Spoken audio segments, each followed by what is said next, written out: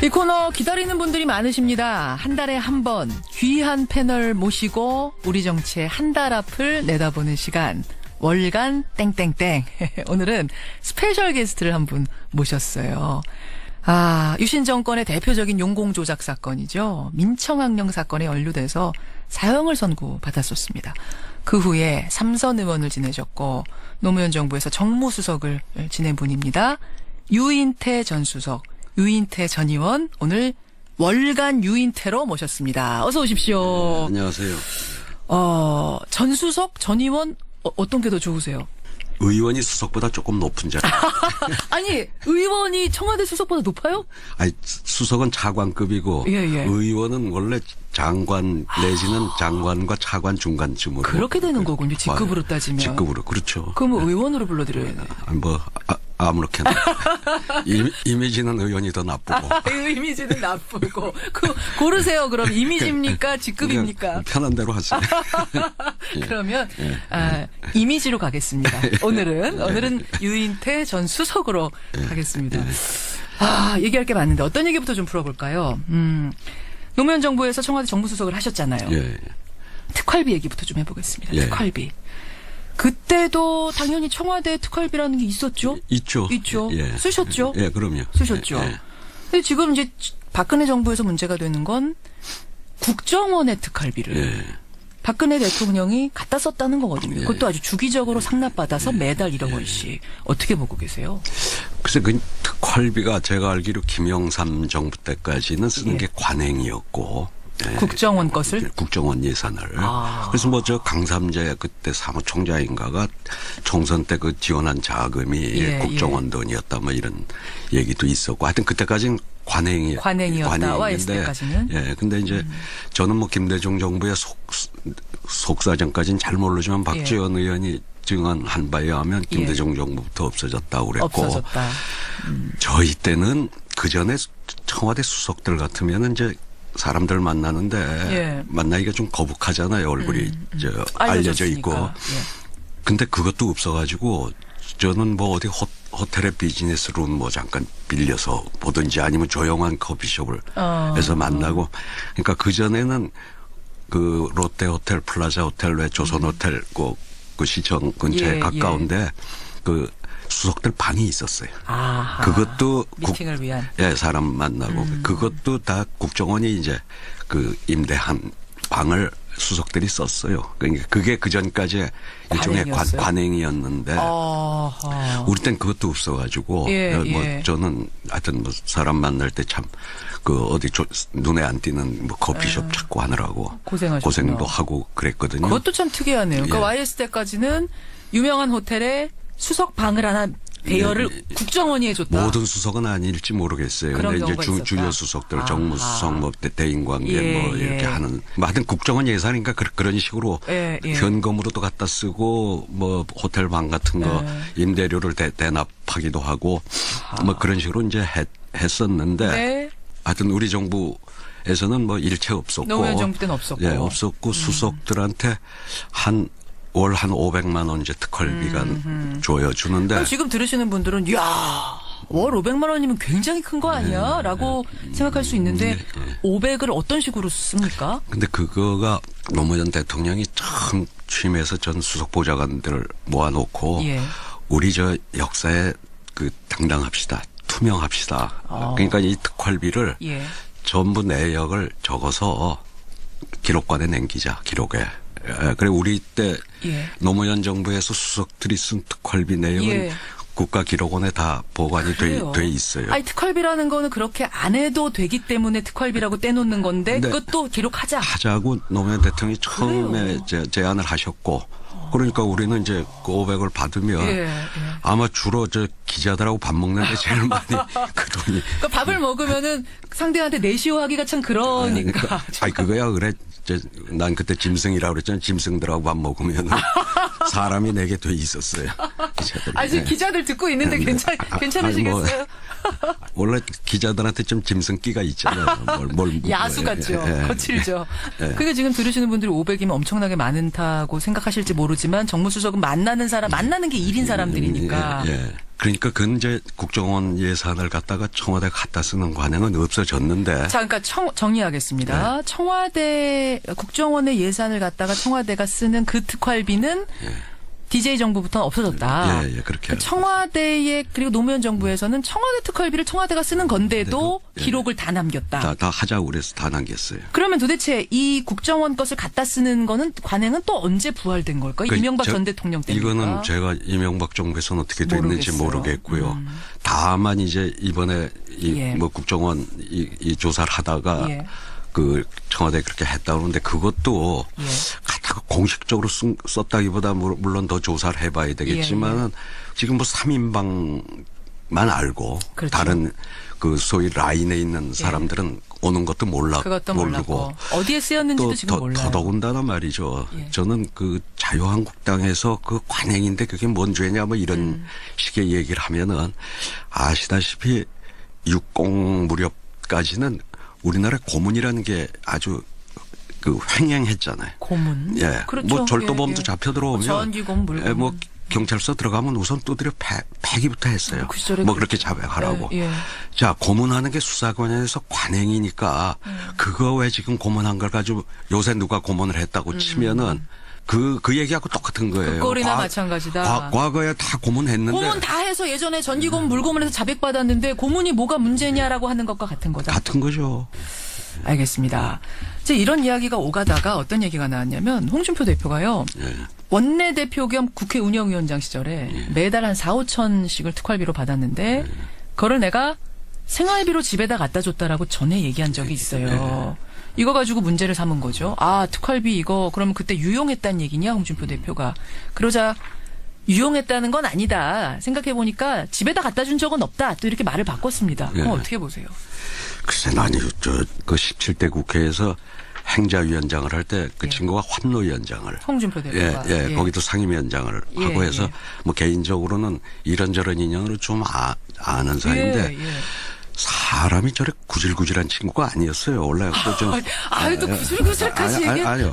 좀 화끈한 친구였다고. 그때는 나 인간적으로 괜찮게 본 친구인데 지금 나이가 아직 소위 지공이 아직 안 됐어요. 지공이 뭔지 모르시나? 지공이 지하철 공짜 타는 나이가 아직 안 돼서 만 65세가 되면 지공선사라고 그러는데 걱정이 뭐 말을 지가 엊그제 한 말을 가지고 오늘 또 뒤집고 그 기억을 한다고 그러면 저런 말을 못할 거 아니냐. 저렇게 말 바꾸기가 쉽지 않잖아요. 그래서 좀 요새 좀 걱정스러워요. 전화 한번 해보세요. 나가서. 그냥 여기서만 걱정하지 뭐 어디 마시고. 외국 가 있다 그러고.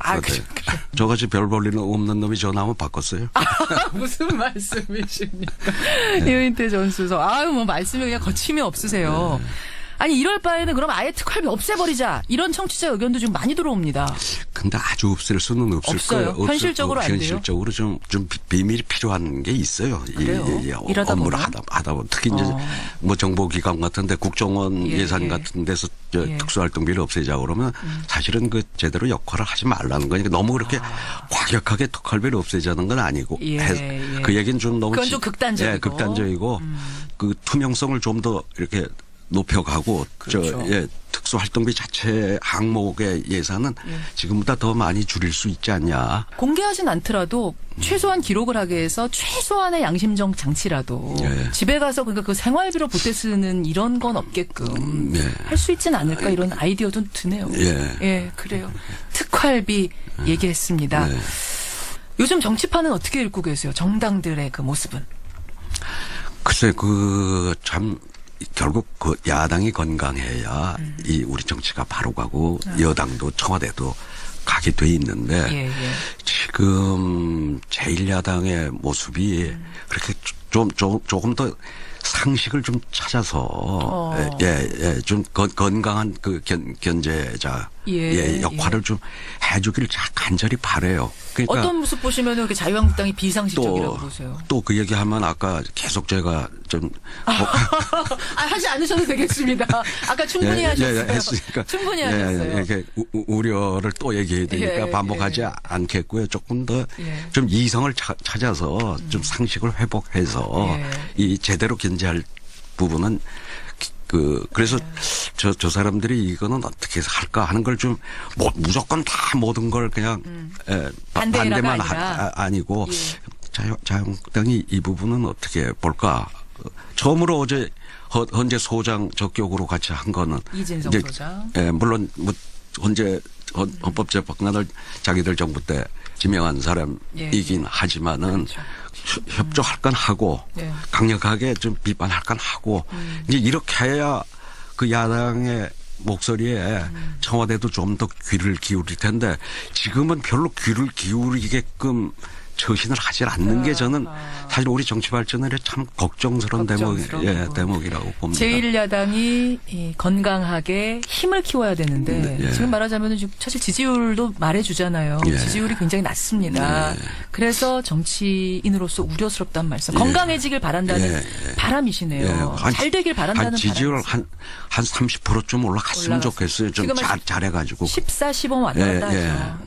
잘해서 자유한국당이 30은 나와야 이게 청와대도 건강하게 건강하고 바람직하게 쭉 나갈 수 있다는 말씀. 그리고 한 30% 돼야 이제 그 자기 지지층들 중에는 합리적 보수도 있고 중도 보수도 있을 거 아닙니까? 그렇죠. 그럼 이제 그분들의 눈치도 좀 보는데 지금 저 지지율에서는 아주 그 극단적인 콘크리트 지지율. 그 사람들의 뭐 그 눈치만 보게 되고 그러니까 저렇게 좀 헤매고 있는 게 아닌가. 빨리 거기서 좀 벗어나서 좀 그 상식을 좀 회복했으면 좋겠다. 뭐 이런 말씀을 드리고 싶습니다. 우리 정치판 중에서도 제1야당의 건강성 회복을 지금 가장 중요한 과제로 꼽아주셨어요. 그 밖에 이제 국민의당하고 바른정당이 있습니다. 여기는 지금 통합 문제로 시끌시끌합니다. 어떻게 보세요? 이 통합 문제. 하여튼 3당도 그동안의 양당 체제가 가졌던 폐해가 크기 때문에 3당이 좀 건강하게 자리 잡는 거. 그거는 이제 그 굉장히 필요한 일이고 우리 정치 발전을 위해서도 좋다고 보는데요. 다만 이제 안철수 지금 대표가 이 안철수 현상을 만들 때 새정치와 그 총선에서 민주당을 탈당해 나와가지고 저 국민의당을 만들었을 때는 사실상 안철수 현상을 지지할 때 했던 사람들과 전혀 다른.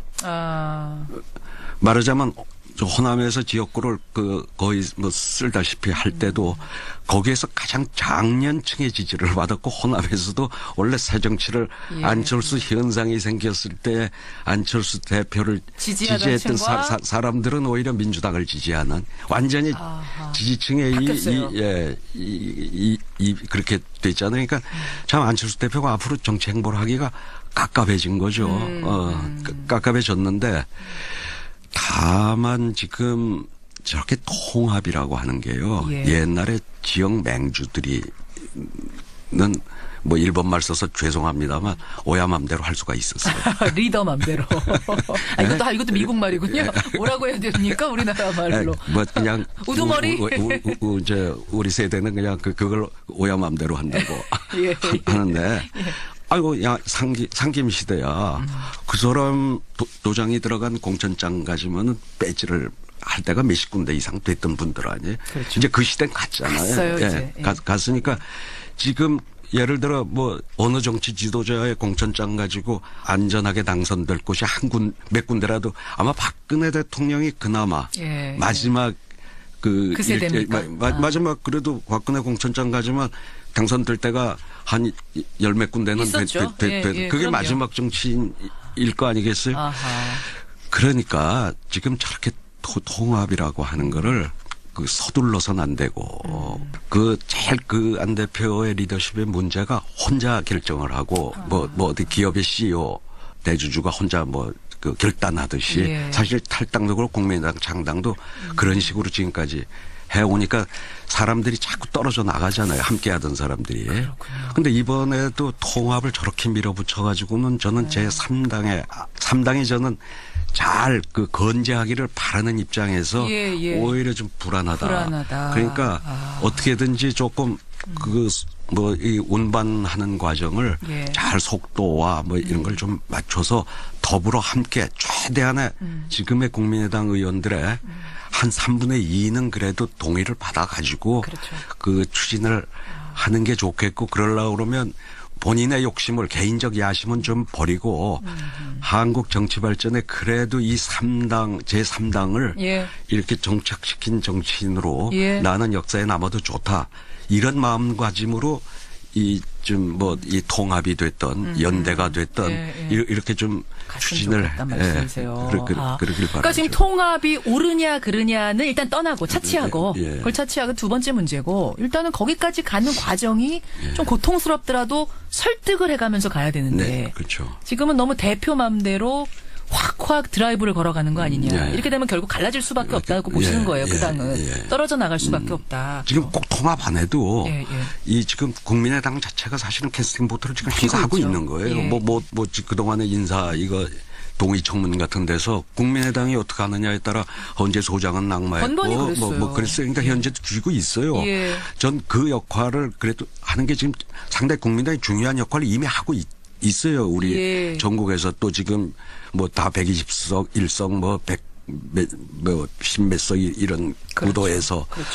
그러니까 그렇게 통합을 그렇게 서둘러올 필요는 없잖아요. 그건 제가 보기엔 너무 서둘른다. 서둘르는 게 본인의 아직도 그 마음을 좀 못 비워서 저런 게 아닌가. 대선 욕심이 있다 보니까 계속 지금 대선을 바라보고 움직이는 게 아니냐. 좀 무리수를 두고 있는 거 아닌가 이렇게 그런 생각.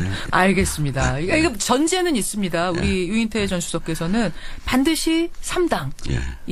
3당이 좀 굳건하게 있었으면 좋겠다라는 바람이 있으신 거예요. 잘 됐으면 좋겠다. 중요하죠. 중요하다는 전제를 깔고 말씀하시는 거라는 거 국민의당 분들은 좀 알아주시고요.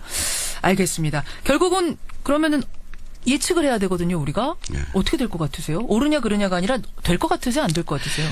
한동안은 국민의당하고 바른정당이 각기 좀 연대할 건 연대하면서 정책 연대, 정책 연대하고 이러고 갈 겁니다. 그렇게 금방 소리가 나고 이러진 않을 거예요. 금방 갈라지고 합치고 이렇게 될 것 같지는 않다는 말씀.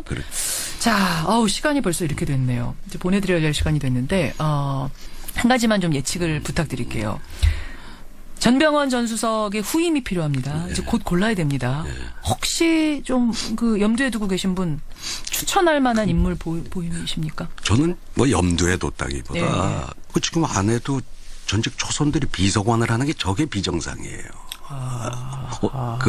물론 젊은 사람이 노원에 가서 비서관이라도 한 달에 비서관 1급이거든요. 그렇군요. 그럼 거의 장관급에 준하는 직위에 있던 사람이 1급. 그래 저는 지금 청와대 안에 전직 의원 중에 대야 관계를 원만히 할 수 있는 사람이 정무수석을 하는 게 그게 더 자연스러운 모습이라고 보는 거죠. 청와대에 있는 사람들 중에서 전직 의원이 너무 많아요. 비서관에. 굉장히 많으니까 이 중에서 대야. 어차피 정무수석이 하는 일이 그거니까. 조율이니까요. 그 정치권 조율을 잘 해낼 수 있는 인물을 발탁했으면 좋겠다. 내부 발탁했으면 좋겠다. 그리고 또 하나는 거기 조건이요. 저한테 정무수석을 하려고 그러면 대통령의 신임이 두텁다고 해야 물론이죠. 야당 의원들도 상대를 하지. 저거 어디 꽂아놓은 보리자루라 그러면요. 옛날처럼 정무수석이 과거 군사정권 때처럼 돈을 줘요. 아니면은 무슨 검찰에 혐의를 갖다가 없는 걸로. 그런 무기가 아무것도 없어요. 다 한 가지 그래도 저 친구는 그 대통령하고는 잘 통해. 그런 사람. 그래야 이제 야당 의원도 이거 좀 대통령 이건 이러라고 그래라. 대통령한테 이 말 좀 전해줘. 이게 통해야 되니까. 중요한 거는 정무수석의 정치권을 상대하려고 그러면 우선 대통령하고 신임이 두텁다고 하는 게 전제되고, 그다음에 사람이 좀 이렇게 겸손하고, 그건 기본이고요. 그런 거 기본이고. 자, 보입니까 그런 인물? 지금 많이 있어요. 많이 있습니다. 청와대. 많이 있습니까? 전직 의원들. 그건 청와대 고민 많이 안 해도 되겠네요. 안 해도 되는데 왜 저리 시간 끊는지 모르겠어. 두고 보겠습니다. 거기까지. 유인태 전 수석, 유인태 전 의원님 오늘 오랜만에 나와서 유쾌한 시간 그리고 정치판을 아주 명쾌하게 읽어주셔서 대단히 감사드리고요. 다 틀릴 거예요 아마. 한 달 뒤에 보겠습니다. 고맙습니다. 감사합니다. 유인태 전 의원, 유인태 전 수석이었습니다. 어떤 얘기가 나왔냐면 홍준표 대표가요. 원내대표 겸 국회 운영위원장 시절에 매달 한 4, 5천씩을 특활비로 받았는데 그거를 내가 생활비로 집에다 갖다 줬다라고 전에 얘기한 적이 있어요. 이거 가지고 문제를 삼은 거죠. 아, 특활비 이거 그러면 그때 유용했다는 얘기냐, 홍준표 대표가. 그러자 유용했다는 건 아니다. 생각해보니까 집에다 갖다 준 적은 없다. 또 이렇게 말을 바꿨습니다. 어떻게 보세요? 글쎄, 그 17대 국회에서 행자위원장을 할 때 그 친구가 환노위원장을. 홍준표 대표가. 거기도 상임위원장을 하고 해서 뭐 개인적으로는 이런저런 인연으로 좀 아는 사이인데 사람이 저래 구질구질한 친구가 아니었어요. 원래 또 좀. 또 구질구질까지 얘기해. 아니요. 좀 화끈한 친구였다고. 그때는 나 인간적으로 괜찮게 본 친구인데 지금 나이가 아직 소위 지공이 아직 안 됐어요. 지공이 뭔지 모르시나? 지공이 지하철 공짜 타는 나이가 아직 안 돼서 만 65세가 되면 지공선사라고 그러는데 걱정이 뭐 말을 지가 엊그제 한 말을 가지고 오늘 또 뒤집고 그 기억을 한다고 그러면 저런 말을 못할 거 아니냐. 저렇게 말 바꾸기가 쉽지 않잖아요. 그래서 좀 요새 좀 걱정스러워요. 전화 한번 해보세요. 나가서. 그냥 여기서만 걱정하지 뭐 어디 마시고. 외국 가 있다라고. 저같이 별 볼 일 없는 놈이 전화하면 바꿨어요. 무슨 말씀이십니까? 이은태 전 수석. 뭐 말씀이 그냥 거침이 없으세요. 아니 이럴 바에는 그럼 아예 특활비 없애버리자. 이런 청취자 의견도 지금 많이 들어옵니다. 근데 아주 없앨 수는 없을 없어요. 거예요. 현실적으로 안 돼요? 현실적으로 좀 비밀이 필요한 게 있어요. 일하다 업무를 보면? 하다 보면 특히 이제 뭐 정보기관 같은데 국정원 예산 같은 데서 특수활동비를 없애자고 그러면 사실은 그 제대로 역할을 하지 말라는 거니까 너무 그렇게 과격하게 특활비를 없애자는 건 아니고 그 얘기는 좀 너무 그건 좀 극단적이고. 극단적이고 그 투명성을 좀 더 이렇게 높여가고 그렇죠. 특수활동비 자체 항목의 예산은 지금보다 더 많이 줄일 수 있지 않냐. 공개하진 않더라도 최소한 기록을 하게 해서 최소한의 양심적 장치라도 집에 가서 그러니까 그 생활비로 보태 쓰는 이런 건 없게끔 할 수 있진 않을까 이런 아이디어도 드네요. 그래요. 특활비 얘기했습니다. 요즘 정치판은 어떻게 읽고 계세요? 정당들의 그 모습은? 글쎄 결국 그 야당이 건강해야 이 우리 정치가 바로 가고 여당도 청와대도 가게 돼 있는데 지금 제1야당의 모습이 그렇게 조금 더 상식을 좀 찾아서 좀 건강한 그 견제자 역할을 좀 해주기를 간절히 바래요. 그러니까 어떤 모습 보시면 이렇게 자유한국당이 비상식적이라고 보세요? 또 그 얘기하면 아까 계속 제가 좀 하지 않으셔도 되겠습니다. 아까 충분히 하셨어요. 했으니까 충분히 하셨어요. 이렇게 우려를 또 얘기해야 되니까 반복하지 않겠고요. 조금 더 좀 이성을 찾아서 좀 상식을 회복해서 이 제대로 견제할 부분은 그래서 저 사람의 인관계 뭐 이렇게 하는 하여튼 국정원 예산이니까 그런 식으로 현금으로도 갖다 쓰고 뭐 호텔 방 같은 거 임대료를 대납하기도 하고 뭐 그런 식으로 이제 했었는데 하여튼 우리 정부에서는 뭐 일체 없었고 노무현 정부 때는 없었고 없었고 수석들한테 월 한 500만 원 이제 특활비가 주는데 지금 들으시는 분들은 월 500만 원이면 굉장히 큰 거 아니야? 라고 생각할 수 있는데 500을 어떤 식으로 씁니까? 근데 그거가 노무현 대통령이 처음 취임해서 전 수석 보좌관들을 모아놓고 우리 저 역사에 당당합시다. 투명합시다. 그러니까 이 특활비를 전부 내역을 적어서 기록관에 남기자. 기록에.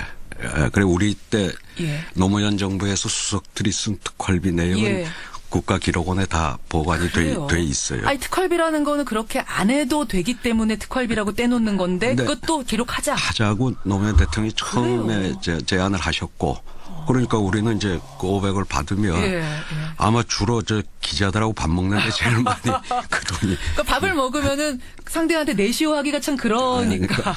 그거야 그래.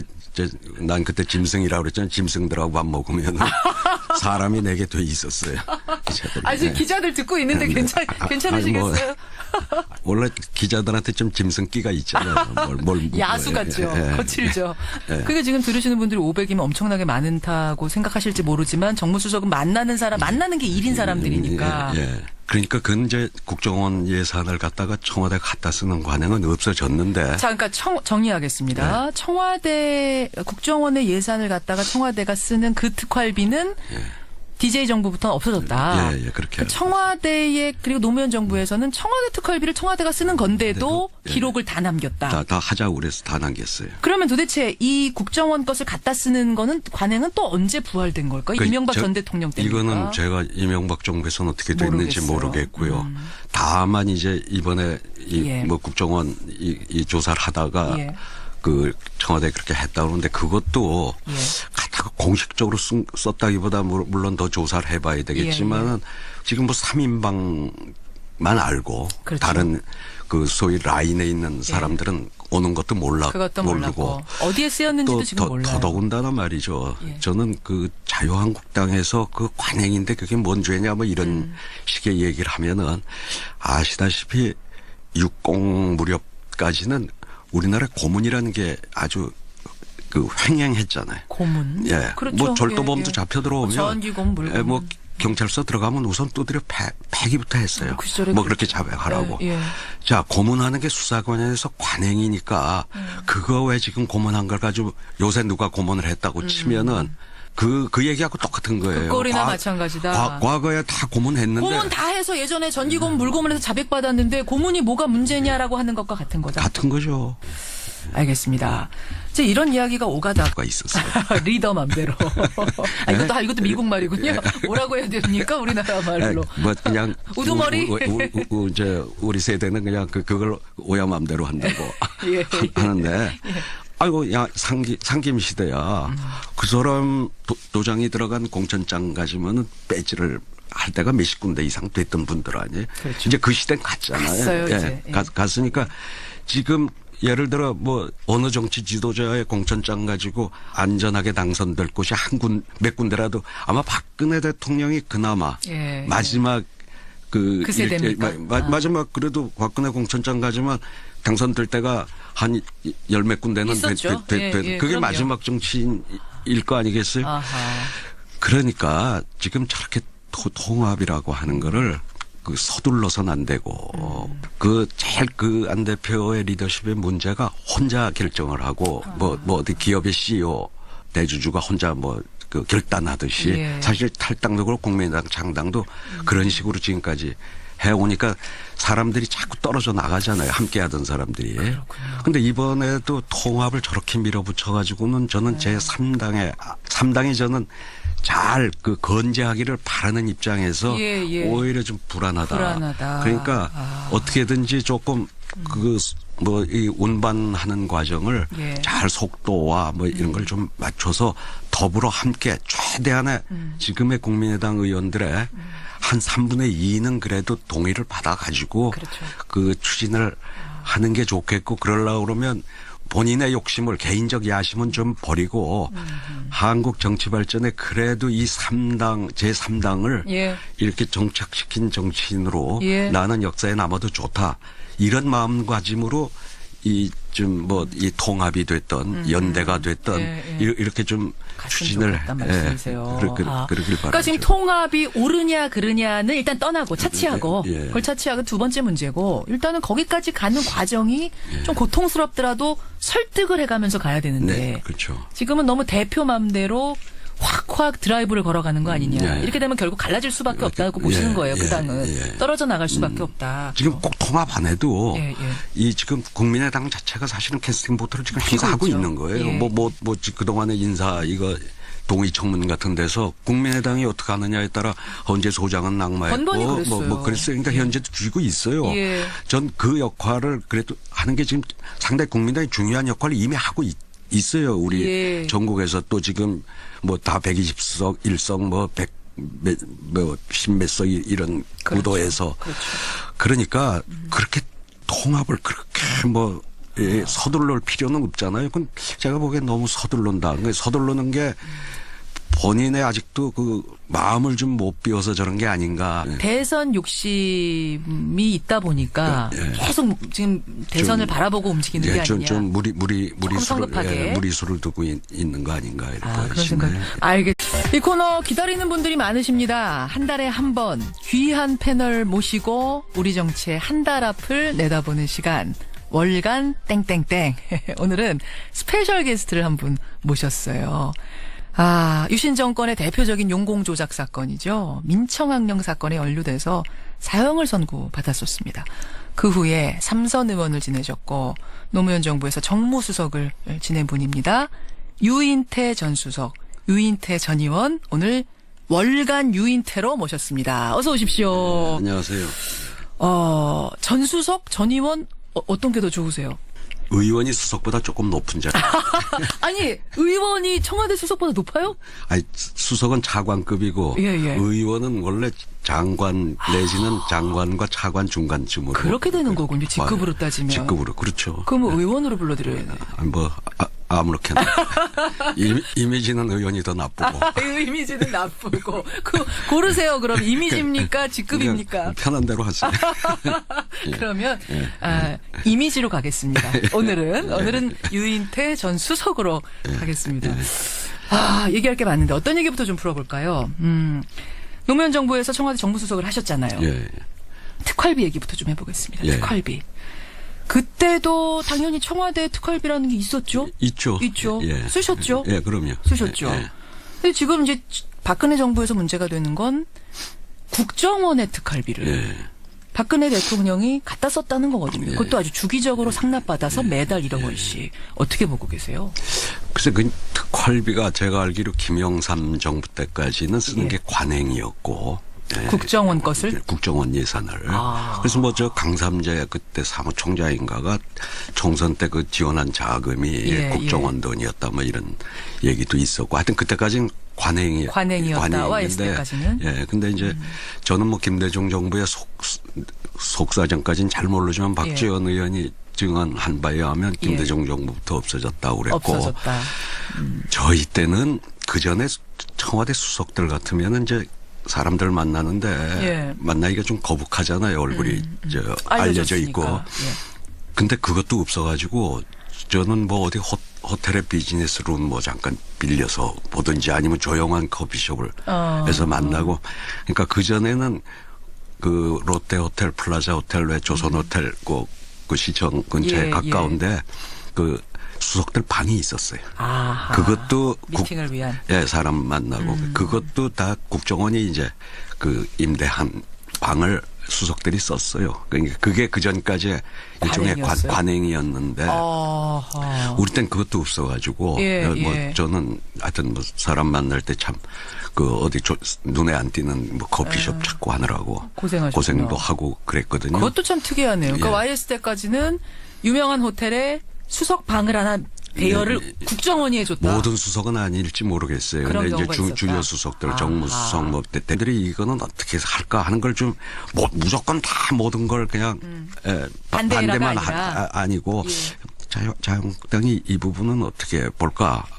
처음으로 어제 헌재 소장 적격으로 같이 한 거는 이진성 소장. 물론 헌법재판관을 자기들 정부 때 지명한 사람이긴 하지만은 협조할 건 하고 강력하게 좀 비판할 건 하고 이제 이렇게 해야 그 야당의 목소리에 청와대도 좀 더 귀를 기울일 텐데 지금은 별로 귀를 기울이게끔 처신을 하지 않는 게 저는 사실 우리 정치 발전에 참 걱정스러운 대목이라고 봅니다. 제1야당이 건강하게 힘을 키워야 되는데 지금 말하자면 사실 지지율도 말해주잖아요. 지지율이 굉장히 낮습니다.